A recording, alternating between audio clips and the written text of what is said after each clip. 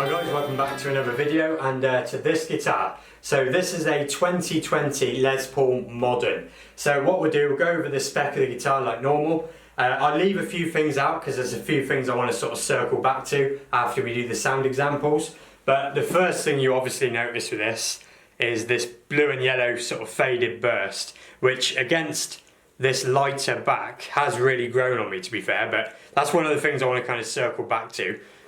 The fingerboard, you get this ebony fingerboard, which I have to say feels and looks as good as any guitar I've played regardless of price. So 10 out of 10 on that. It looks and feels really, really nice. And then on the nut, you've got a Graphtec nut.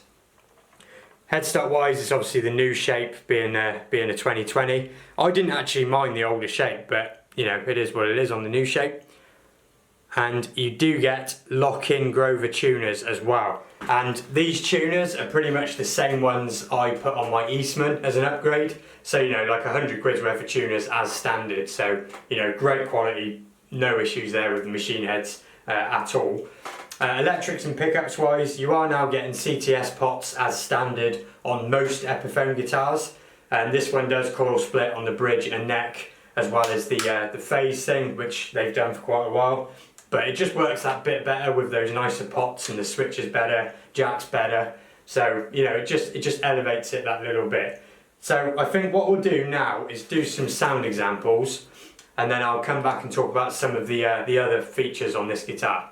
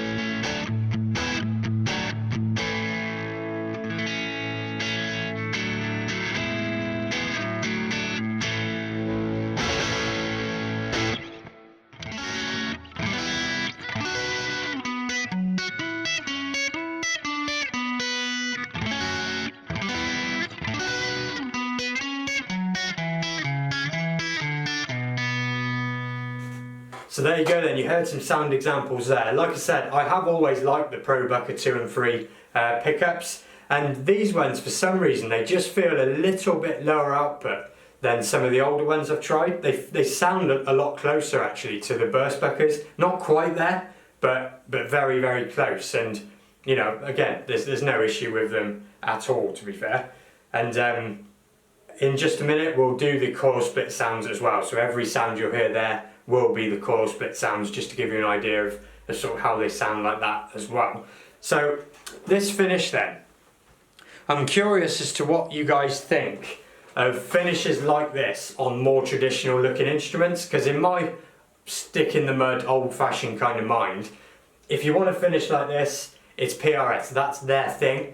And Les Pauls and Strats, when you see like this sometimes, to me they should be like more traditional. It's just I guess I want to know, is that just me, or is that an opinion that's quite common? Because like I said, this finish has grown on me, but I just feel like it sort of belongs on a PRS, and I've got two Epiphones in with these PRS-esque finishes at the minute, and they are growing on me, they really are, but I just think like, oh, should that be a PRS? But maybe that's just me being funny.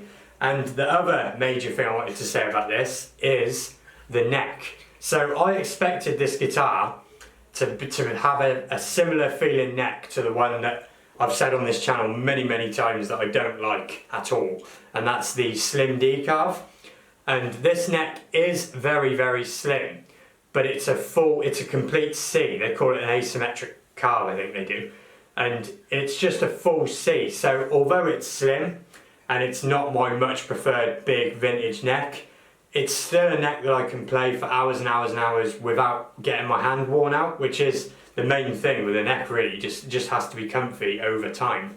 And although it's slim, it is very comfy. It never wears you out. And especially with this access heel joint, when I did the intro bit at the start, I did find that was very comfortable and actually helped.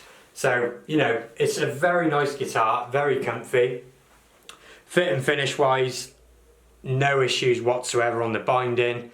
And in fairness, this one is in as new condition, but you know, I can't fault it in any way at all. And weight wise, it is chambered. I think I forgot to mention, but it is chambered. But you're at about the 7.5 pounds mark, so it doesn't feel like a toy. It just feels like a comfortable, nice weight Les Paul. So, I mean, that's pretty much it really.